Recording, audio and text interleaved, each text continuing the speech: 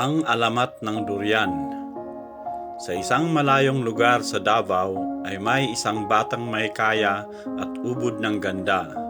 Mahal na mahal siya ng kanyang ina dahil siya na lamang ang naiiwang alaala ng kanyang yumaong asawa. Halos lahat ng kanyang gusto ay binibigay ng kanyang ina.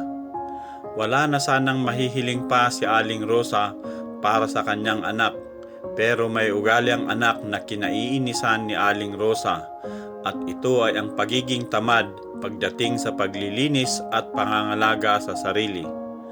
Daria ang pangalan ng kanyang anak. Si Daria ay isang batang babae na palaging madumi. Siya ay tamad maligo at kumain ng masustansyang pagkain.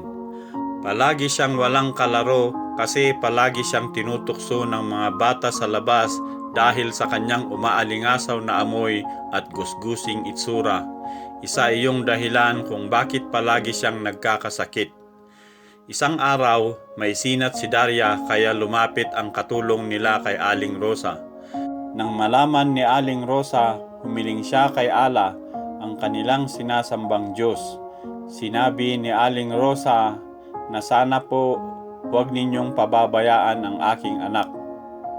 Pagkatapos manalangin ay gumaan ang kanyang pakiramdam at masaya siyang umuwi ng bahay.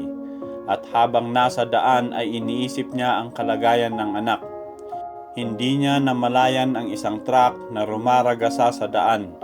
Nabangga siya nito at tinakbuhan.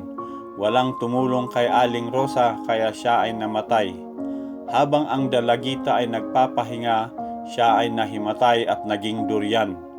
Ang durian ay mabaho pero pag natikman ay masarap dahil puno ito ng pagmamahal ng kanyang ina na si Aling Rosa.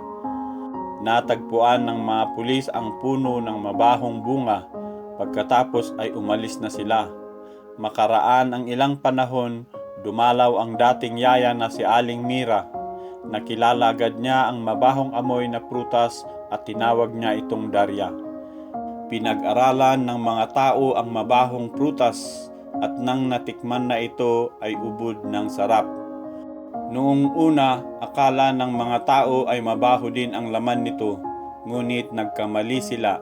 Kumalat sa buong Pilipinas ang tungkol sa mabahong prutas na kung tawagin na ngayon ay durian. Hanggang ngayon ay marami pa rin itong kumakain kahit na mayroon itong mabahong amoy.